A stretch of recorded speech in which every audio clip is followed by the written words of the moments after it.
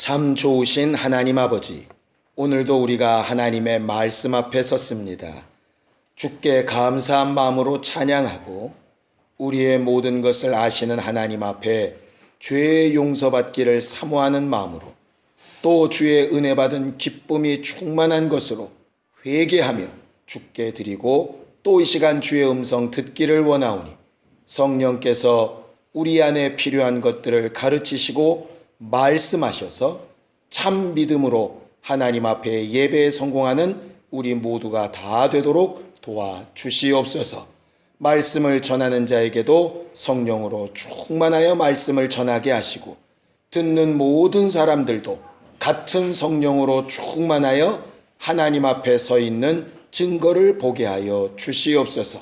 믿음으로 헌금한 모든 손길들을 축복하여 주시옵시며 여러 가지 상황들을 이기고 나와 하나님 앞에 예배하는 이들의 기쁨이 충만한 시간이 되도록 도와주시옵소서. 예수님의 이름으로 기도하였습니다. 아멘. 하나님의 말씀은 요한복음 1장 43절에서 51절까지 말씀을 같이 함께 합독하겠습니다.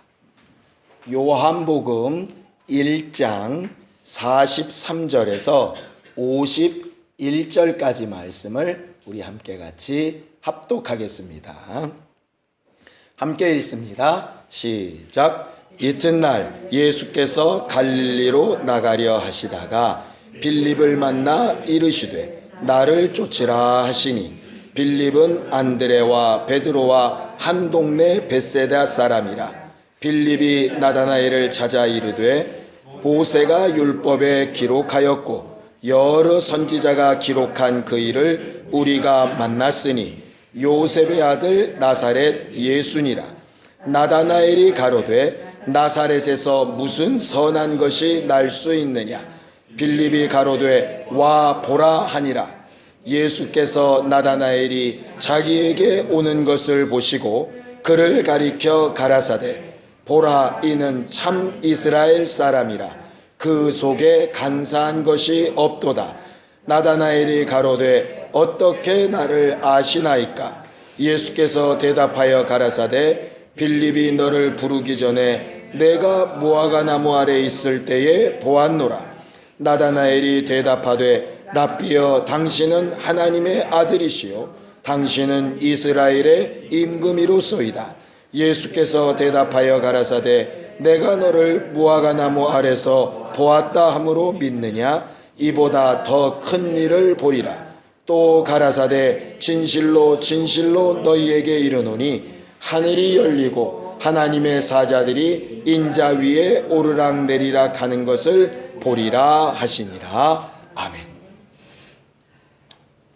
우리 하나님은 모든 것을 아시는 하나님이라고 성경은 그렇게 가르쳐 말을 합니다. 그것을 전지하신 하나님이라 이렇게 말을 하죠. 하나님은 모든 것을 아시고 그 아시는 것을 토대로 해서 판단하시고 심판하시기 때문에 내 판단은 참되다 하셔서 그가 하시는 모든 판단과 심판의 근거에는 그가 모든 것을 제대로 완전히 알고 계신 분이라고 하는 것을 가르쳐 말하고 있습니다. 성경은 성경에 기록된 수많은 사람 가운데 하나님의 마음에 가장 합했던 사람, 물론 예수 그리스도일 테고 그 예수 그리스도와 버금가게 마음에 합했던 사람을 다윗이라고 말을 하는데요.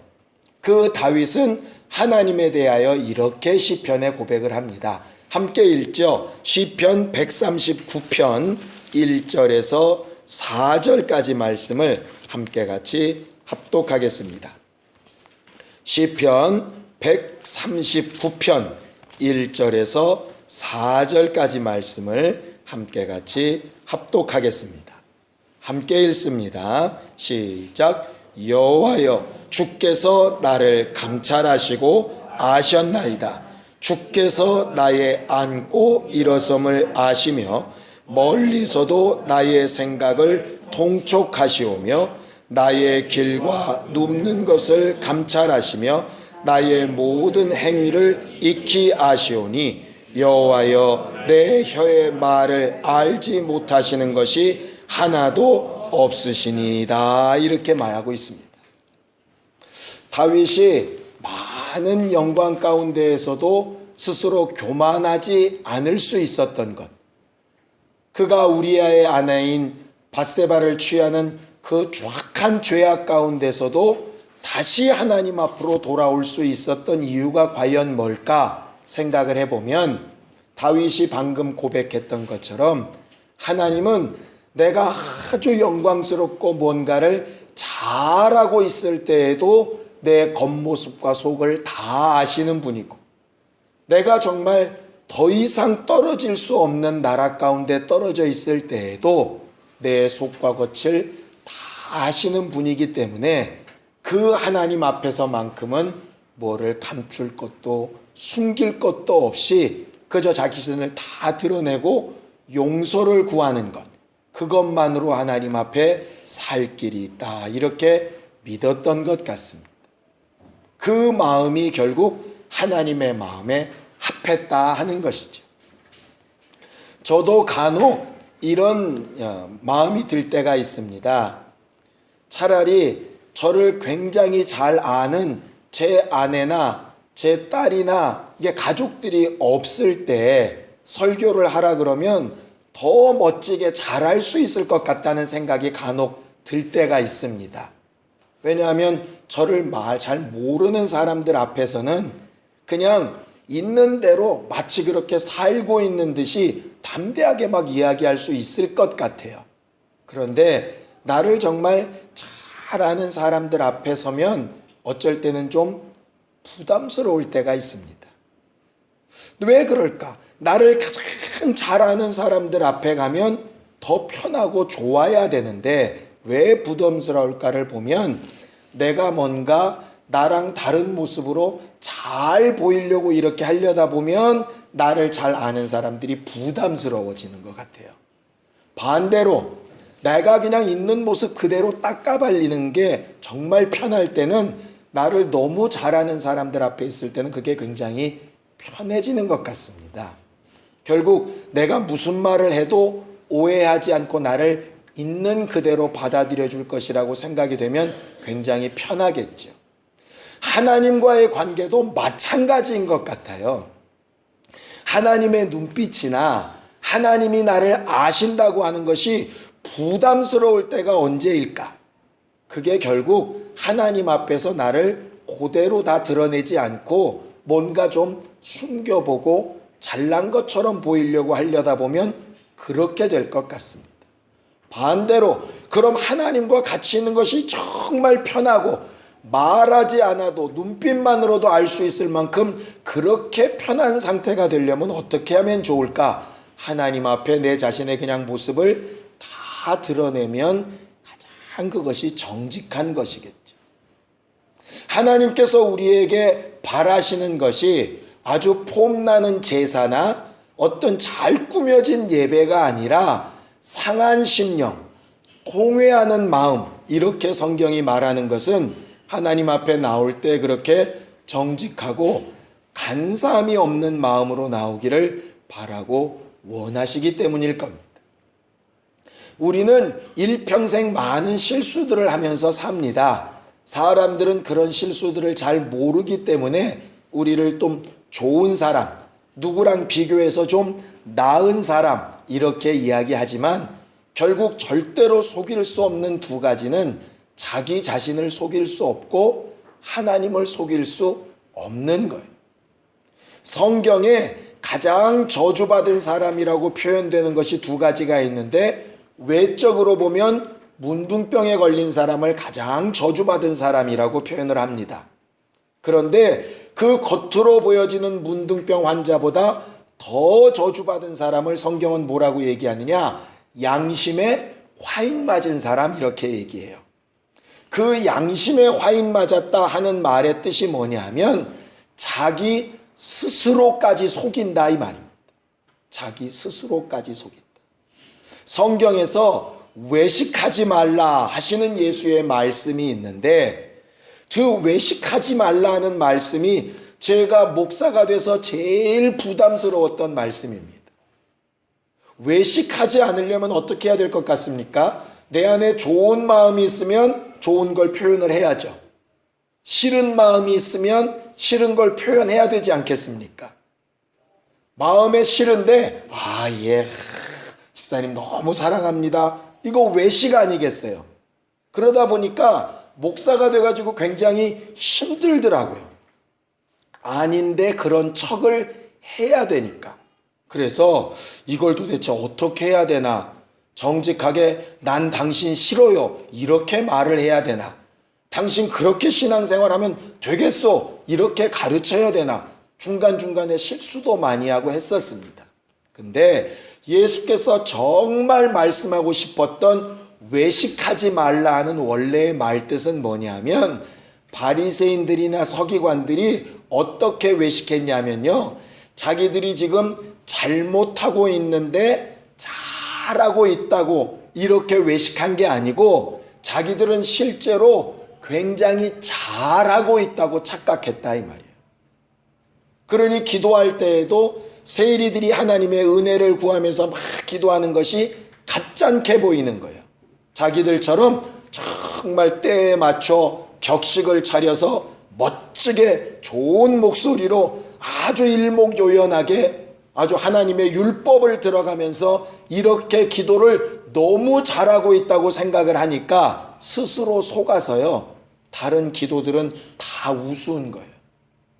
그들이 금식하며 하나님에 대해서 아는 지식이 많다고 막 자랑을 하면서 나보다 더 하나님을 잘 아는 사람이 없다고 스스로 착각을 하다 보니까 자기는 정말로 그런 줄 아는 겁니다. 그래서 예수를 잡아 죽일 때에도 자기들이 지금 잘못하고 있다고 생각하고 예수를 죽이는 게 아니에요. 예수가 하나님을 아버지라 하시고 하나님의 아들이라 했기 때문에 두 분이 될 수 없는 하나님이 자꾸 아버지와 나 이렇게 얘기하니까 하나님을 위해서 너무너무 잘하는 일이라고 생각하고 예수를 잡아 죽인 겁니다. 그걸 가르쳐 성경은 외식하는 자들이라 이렇게 말하는 거예요.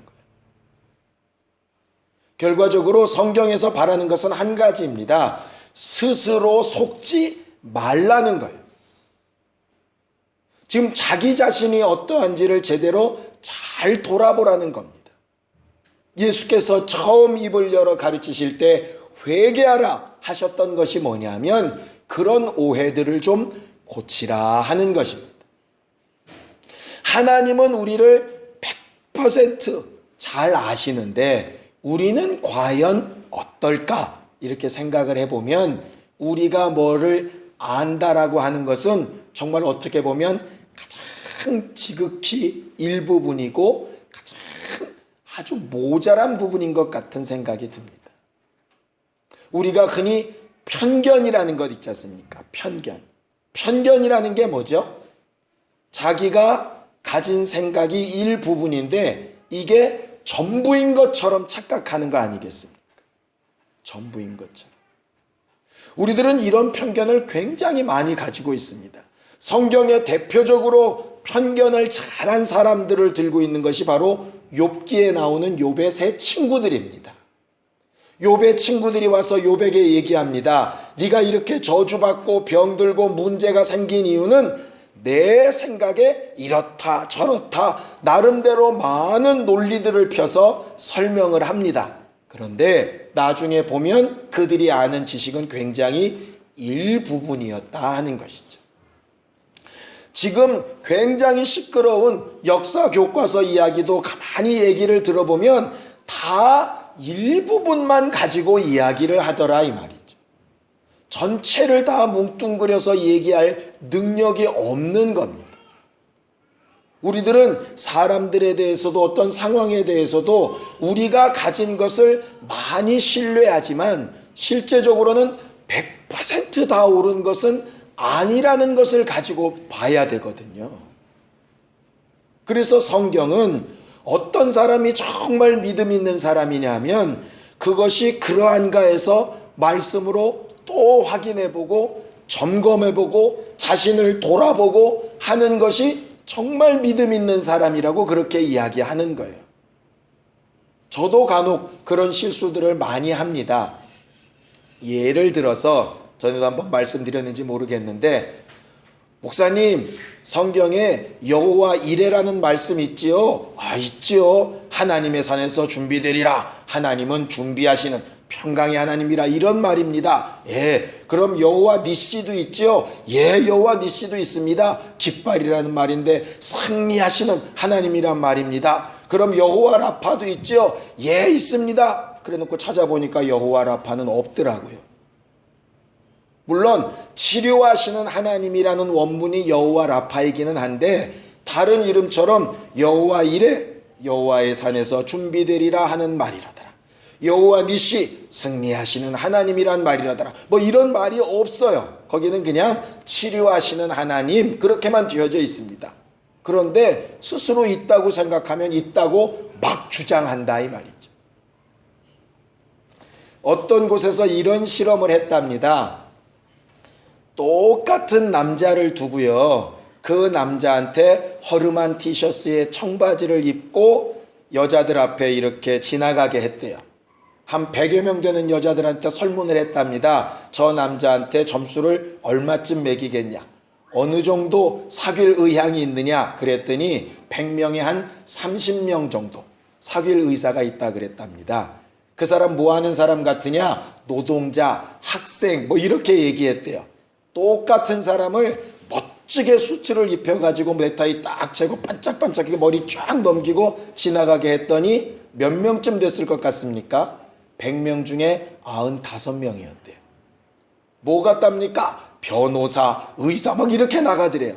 사람은 똑같은데 보여지는 데 따라서 판단을 한다, 이 말이죠. 더 재밌는 것도 봤지 않습니까? 똑같은 안내진데도 예쁜 아가씨가 전해주는 것과 그냥, 죄송합니다, 아줌마가 전해줄 때 이쪽은 5분 만에 끝내는데 이쪽은 3시간이 지나도 안 끝난대잖아요. 내용은 아무 상관없이 그냥 보는 대로 하는 것이 일종의 편견이죠. 또 우리는 편견만 있는 게 아니라 선입견도 있어요. 아까 그렇게 사람을 옷차림만 가지고 판단하듯이 어떤 사람의 됨됨이나 그 속을 보지 않고 그냥 껍데기로, 아니면 자기의 과거의 경험 따라 눈이 저렇게 몰린 사람은 어떻더라, 우리가 흔히 관상 본다는 것들이 결국 그런 부분들 아니겠습니까? 우리는 그러면서도 그게 굉장히 제대로 된 것처럼 착각한다, 이 말이에요. 살아가는 동안에 그 정도 착각 당연히 할 수 있습니다. 인생 살면서 그 정도 실수 얼마든지 할 수 있습니다. 그런데 문제는 하나님을 아는 일에 그렇게 되어져 버리면 문제가 심각해진다. 문제가 심각해집니다. 지나가는 여자분의 마음을 모르는 거, 그거 아무 문제 아닙니다. 뭔 상관인데요. 그런데 나랑 같이 사는 사람 마음을 몰라주면 일이 이게 굉장히 심각해집니다. 그것처럼 우리 육체 동안에 사는 동안의 편견이나 선입견은 어쩔 수 없는 일이라 하더라도 우리가 하나님에 대한 것만큼은 좀 더 마음을 써서 이렇게 돌아봐야 되지 않겠느냐 하는 것이에요. 하나님께 칭찬받는 믿음 네 번째가 과연 뭘까? 성경을 볼 때 오늘 성경에 나다나엘의 믿음을 이야기하고 있습니다. 성경을 보면 이렇게 되어 있습니다. 예수께서 갈릴리로 나가시다가 빌립이라고 하는 사람을 만납니다. 이 빌립은 베드로와 안드레와 한 지방에 사는 친구였던 사람이에요. 근데 그 빌립이 예수님 보시기에 굉장히 신실했던 것 같습니다. 예수님은 편견이나 선입견으로 일하시는 분이 아니시죠. 왜냐하면 예수께서 분명히 말씀하시기를 너희는 이방 사람처럼 이렇게 저렇게 기도하지 말아라. 나는 너희에게 있어야 될 것을 미리 안다. 그렇게 하셨고, 그가 성령을 힘입어서 역사하시고 공생애를 사실 때에는 그 성령은 아버지의 깊은 것까지 통달하시는 분이시라 우리의 모든 심령골수를 찔러 쪼개는 그 말씀으로 판단하신다 하셨기 때문에 예수께서 그 빌립을 보실 때 충분히 가능성과 저에게 하나님의 사람 될 수 있음을 보시고 그를 부르셔서 쫓으라 하셨어요.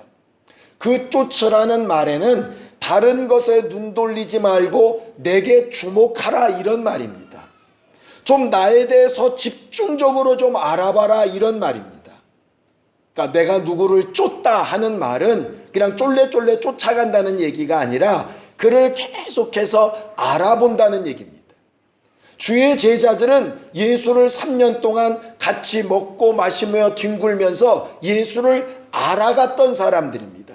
그래서 예수께서 그들을 떠나가실 때 그들에게 묻지요. 내가 너희와 함께 있을 때, 내가 너와 함께 할 때 계속 이런 말씀을 하시는 이유는 그 체험과 아는 것을 절대로 망각하지 말라고 가르쳐 말씀하시는 것이죠.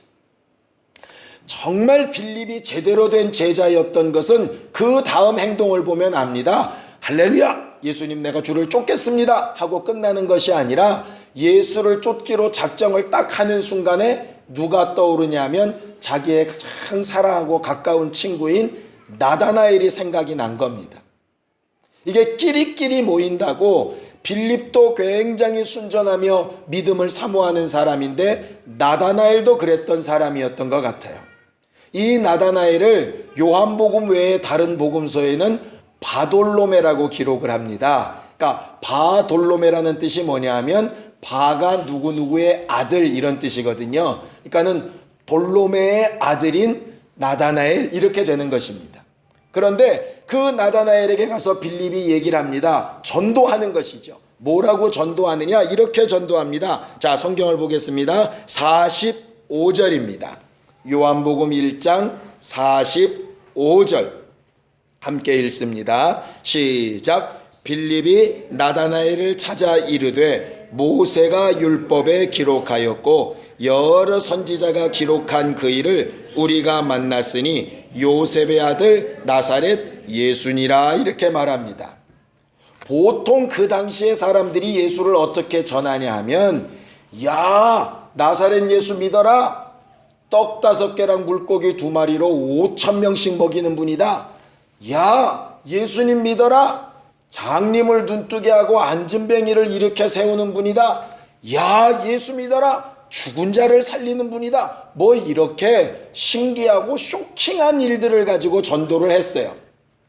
근데 예수께서 하시는 말씀을 보면 그런 말로 전도하려고 할 때 대부분 좀 잠잠하라고 하십니다. 그게 잘못됐다는 게 아니고요. 그런 일이나 하시는 분으로 착각할 수 있기 때문에 그렇다 이 말이죠. 그러다 보니까 떡 먹기 위해 쫓아왔던 자가 떡을 안 주니까 예수를 죽이라고 십자가에 못 박으라고 얘기하는 겁니다. 병 고침 받으려고 왔던 자가 병이 안 고쳐지니까 예수 필요 없다고 얘기하는 거예요. 요즘 세상에도 뭔가 어려운 문제를 해결하러 왔다가 내 맘대로 해결이 안 되면 하나님 없다 하는 사람과 똑같은 상황이 된다는 것이죠. 그런데 빌립은 나다나엘에게 전도하는데 뭐를 근거로 가지고 전도하느냐? 모세가 전한 율법, 하나님의 말씀이죠. 선지자들이 말한 예언, 하나님의 말씀이죠. 이 모든 일들이 내가 예수를 보고 말씀을 생각해 봤더니 딱 맞아 떨어지더라. 내 생각이나 내 판단이 아니라 하나님의 말씀을 들고 판단을 해보니 저 나사렛 예수가 하나님께서 보내신 구세주다. 너도 와서 믿으라. 이렇게 말한다 이 말이죠. 이 믿음이 하나님께서 칭찬하실 만한 믿음이라 이 말이에요. 이 믿음이. 그랬더니 그 친구와 똑같은 나다나엘이 이렇게 말합니다.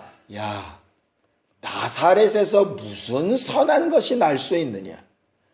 무슨 예언의 말씀에 나사렛에서 난다는 얘기가 있느냐?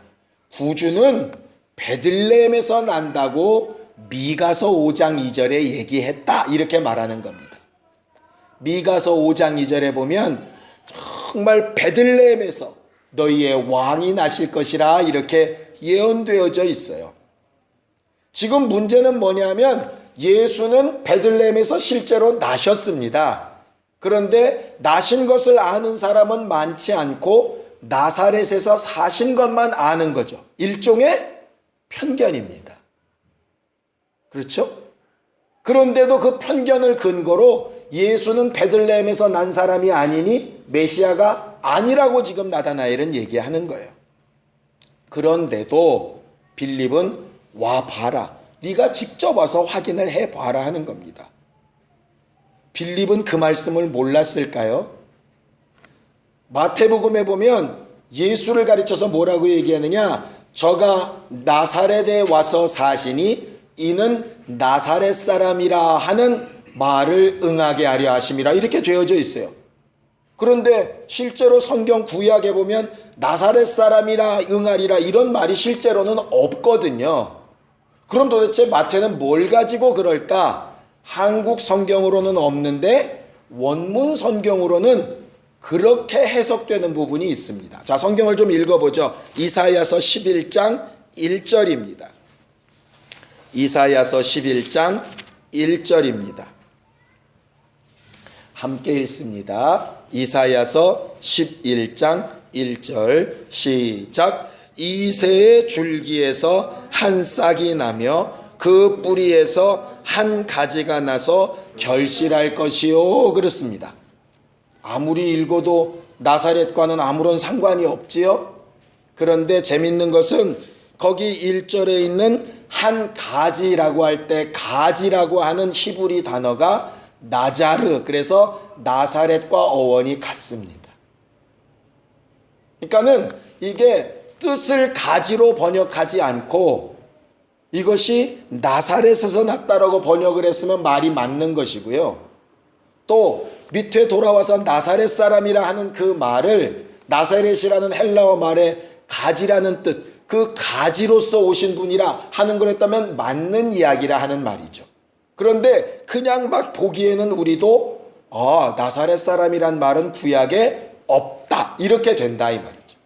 그것을 보충하는 말이 이사야서 9장 1절에 또 나옵니다. 이왕 폈으니까 함께 보죠. 이사야서 9장 1절입니다.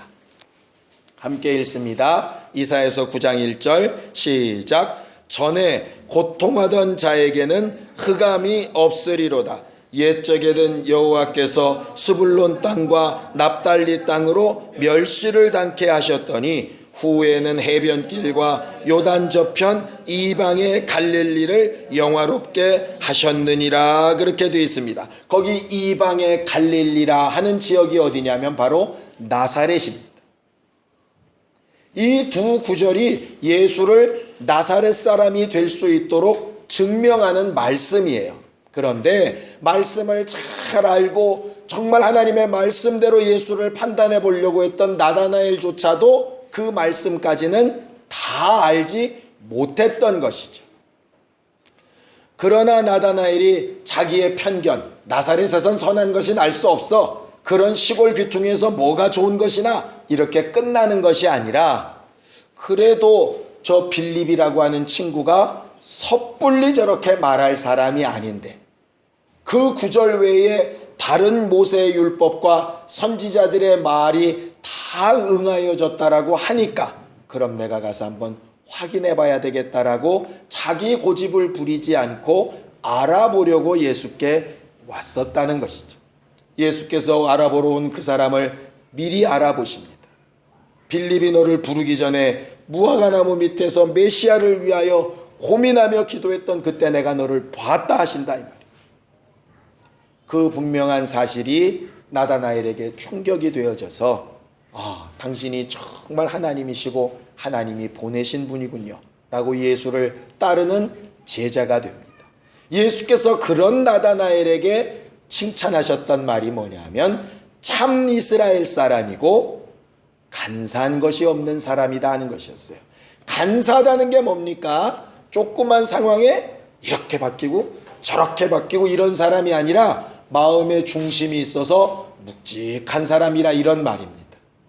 결과적으로 우리의 믿음은 어떤 상황이나 환경이나 형편이 내 마음과 내 뜻대로 혹 안 될 때에 왜 이런 거야? 이렇게 가는 게 아니라 이게 과연 나를 사랑하시는 하나님이 변함이 없을 텐데 왜 이렇게 됐을까를 정말 중심을 두고 제대로 돌아볼 줄 아는 사람이 정말 제대로 된 믿음의 사람이라 하는 것이죠. 우리는 흔히 믿음이 있다 했던 사람들이 상황이나 환경이 바뀌면 완전히 변해버리는 것들을 간혹 보게 됩니다. 처음 순간에는 너무나도 겸손하게 시작했던 사람이 무언가 안다 하고 된다 하면 완전히 변해버리는 경우들이 있습니다. 지난주엔가요, 한 분이 제게 이렇게 기도하고 있습니다 라고 말씀하시는 게 마음에 와닿았습니다. 우리 교회에 대해서 막 이렇게 얘기를 했더니 정말 좋다고, 그런데 지금 좋은 그 교회가 나중에 커져서도 한 사람 한 사람을 정말 귀하게 여기고 함부로 대하지 않고 정말 그렇게 기쁨과 행복으로 충만한 교회가 되기를 그렇게 기도하고 있습니다 말하는데, 목사인 나보다 낫다 이런 생각이 들더라고요. 우리는 얼마든지 그렇게 될 수 있는 사람들이거든요. 우리가 하나님 앞에 칭찬받고 싶은 것은 뭐냐면 하나님을 알되 제대로 아는 것입니다. 호세아서 6장 6절에 있는 대로 나는 번제나 다른 제사나 이런 것들을 좋아하는 게 아니라 나를 좀 제대로 아는 자들을 내가 좋아한다 말씀하셨고요. 우리가 믿는 이유, 영생을 얻는 방법도 영생이 뭐냐? 요한복음 17장 3절에 영생은 유일하신 참 하나님과 그의 보내신 자 예수 그리스도를 아는 것이라 그랬습니다. 아는데 만약 나아만 장군처럼 편견이 있어버리면 어떻게 될까? 나다나엘처럼 편견이 있어가지고 중간에 끊어져 버리면 어떻게 될까? 결과적으로 우리가 제대로 믿음 생활하려면 지금까지 내가 알고 있고 판단하고 경험한 것, 그 다른 부분은 과연 말씀에 있는지 없는지, 빌립이 그렇게 했던 것처럼 모세의 율법과 선지자들의 글과 예수의 말씀과 사도들의 기록, 이 모든 것들을 다 돌아보아서 그 말씀이 과연 하나님에 대하여, 예수에 대하여, 내게 대하여 성령이 어떻게 가르치고 계신가를 알아보려고 하는 사람이 정말 믿음 있는 사람 아니겠느냐 이 말이죠. 그래서 우리는 일평생 하나님의 말씀 앞에 겸손하고 성령 앞에 겸손한 사람이 되어서 칭찬받는 믿음의 사람들이 될 수 있었으면 정말 좋겠습니다. 예수께서 주는 그리스도시요 살아계신 하나님의 아들이십니다 이렇게 고백했던 베드로한테 너 똑똑하다 이렇게 말씀하신 게 아니라, 시몬아 복이 있는데 이를 알게 한 것은 사람이 아니라 하나님께서 네게 알게 하신 것이다. 그렇게 하신 것처럼 우리가 앞으로 주님 부르시는 날까지 신앙생활을 해가는 동안에 사람의 말이나 내 경험도 참 중요하지만 그것보다 더 중요한 하나님의 말씀, 하나님이 가르치신 것, 그것이 과연 그러한가 해서 그 말씀으로 내 자신을 잘 점검해보고 편견이나 선입견을 빼고 하나님의 눈과 하나님의 마음으로 내 자신도 다른 이들도 교회도 그렇게 볼 수 있는 행복한 주님의 교회가 되기를 예수님의 이름으로 축원합니다. 그것을 위해서 우리가 말씀을 배우기도 힘써야 될 것이고 그 말씀이 우리 안에 깨달아지기를 기도하는 것도 힘써야 될 것이고 우리가 머리로 알고 있는 그 말씀을 체험하여 실제로 안다고 고백할 수 있는 경험도 있게 되기를 예수님의 이름으로 축원합니다. 시간 예수에 한번 부르고 간절히 같이 기도할 때 우리의 믿음이 칭찬받을 만한 믿음, 하나님께서 기억하실 만한 믿음, 간사한 것이 없다라고 인정해 주시는 그런 믿음이 될 수 있도록 말씀으로 돌아가고 내 생각과 편견과 선입견을 이기고 하나님의 말씀대로 순종하는 믿음의 사람이 되게 하여 주시옵소서. 예수에 한번 부르고 함께 같이 기도하겠습니다. 거룩하신 하나님 아버지, 우리는 하나님께 칭찬받는 믿음을 가진 사람들이 되기를 원합니다. 얄팍한 지식이나 경험으로 교만하지 않게 하여 주시고 때마다 일마다 주의 말씀 앞에 성령의 감동 앞에 겸손하여져서 하나님이 과연 어떤 말씀 어떤 뜻으로 우리 안에 일하시고 행하시는지를 돌아보며 행할 수 있는 믿음의 사람들이 되게 도와 주시옵소서. 편견과 선입견을 이기고 사람들을 볼 때나 하나님을 볼 때나 정직하고 간사함이 없는 믿음의 사람들이 되게 도와 주시옵소서. 특별히 하나님 앞에 설 때에는 가리우는 것도 속이는 것도 없이 정직한 심령으로 가장 편한 곳에서 주를 뵙는 기쁨과 예배가 회복되는 사람들이 되기를 원합니다. 우리의 모든 것을 아시고 마음의 생각도 아시고 모든 죄악도 아시고 주를 사랑하는 것도 아시는 예수님, 우리를 도우시고 인도하셔서 때마다 일마다 하나님이 공급하시는 힘과 위로와 능력으로 새 힘을 얻고 사는 우리 모두들이 다 되도록 도우시고 인도하여 주시옵소서. 예수님의 이름으로 기도하였습니다. 아멘. 이제는 우리 주 예수 그리스도의 은혜와 하나님 아버지의 극진하신 사랑과 성령님의 감동하시고 역사하시는 분명한 증거가 하나님에 대한 편견이나 선입견이나 자기 고집 없이 간사한 것이 없이 말씀 앞에 정직하게 알아가기로 결심하는 모든 주 예수의 사람들 위해 이제로부터 영원까지 함께 있을지어다. 아멘.